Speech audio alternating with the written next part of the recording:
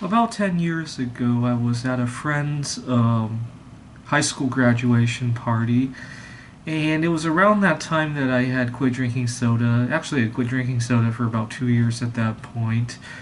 And my friend was trying to convince me that an occasional soda is not going to kill me. And I looked at him, and I almost wanted to ask, I held back from asking, but I almost wanted to ask, how's your occasional soda working on you? I looked at him, and he was quite overweight. And I also realized he probably doesn't drink as little soda as he claimed to have been. We had talked a little bit and about what an occasional soda is, kind of like how the alcoholic might discuss, what an occasional beer is. We kind of had a little bit of a discussion, and it was quite clear that what he described as occasional was a pretty heavy soda habit. And I then started to think back in my own history and discovered that years before I had quit drinking soda, I did indeed cut back. Not because I wanted to, because my parents didn't buy it.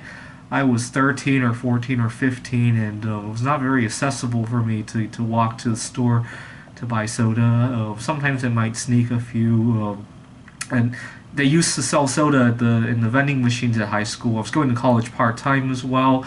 One of the tricks I used to do is that back then it used to be common for people to drop change underneath the vending machines or underneath the washing machines in the laundry facilities at campus, and I would just sweep underneath the machine looking for change in order to buy soda.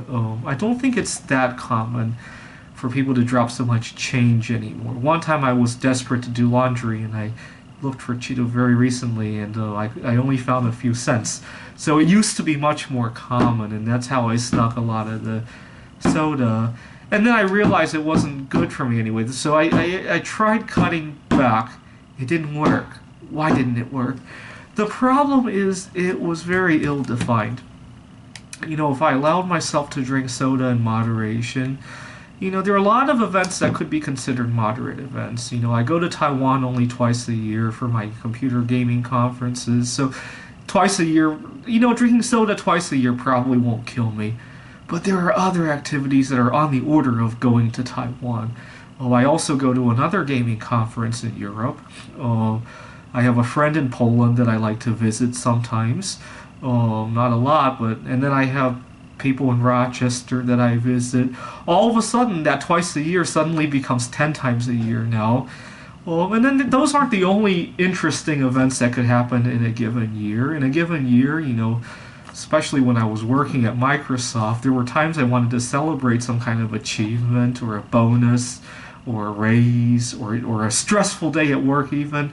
There were times where stuff didn't go my way and I might have wanted to drink soda to de-stress if I were still drinking soda. There were times that I needed to stay up late to get stuff done, and if I were still drinking soda, I would probably define that as an occasional moment. As you can see, those occasions start to really add up, and it gets very confusing. What is occasionally? I'd rather be occasionally eating healthy and have every day be an occasion. That's kind of how I do it.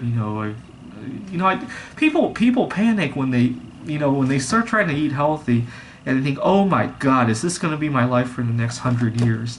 When really it should be, I'm enjoying what I'm eating today, and thank God for all the delicious food that's available today. That's how I view it. Sometimes I'll be at a party and I'll look at something and it doesn't even look like food anymore to me, and I'll marvel at the artwork. I mean, there are a lot of things that don't look like food. That camera over there doesn't look like food. It's a good piece of art. The chess set that I just made doesn't look like food either. It's a good piece of art. And when people put the time and effort to make something for me, I'll still marvel at the artwork. Even if the thought of putting it in my mouth really disgusts me out of my mind, I just won't think about putting it in my mouth. That's all. And yeah, sometimes when people tell you that certain activities are okay, when people tell me that, the first thing I want to do is see how the results are applying to themselves. And you might find a few people who actually do drink soda in moderation, but their social lives are a mess because they have to think about when you drink one soda a day or one soda a year, and you got to think about when that soda is going to be drank. The other 364 days, I guarantee you there are times you wanted to drink soda where you put it aside because it was not that day. It's a mess. I don't have to contend with any of that. I got my healthy beverages. This is some seltzer water with natural flavorings. Oh, I got, I love to megadose some melatonin. Oh, I'll talk about that in a different video. I got, cayenne pepper. I don't have to think about how I'm going to eat this occasionally because every day could be a good occasion for this. I love to clean out my earwax with hydrogen peroxide. See, I don't have to think about if I do that occasionally or not because every day could be a good occasion to do that. See, that's why they call it occasionally. Every day is a good occasion for that. Yeah, thanks for watching.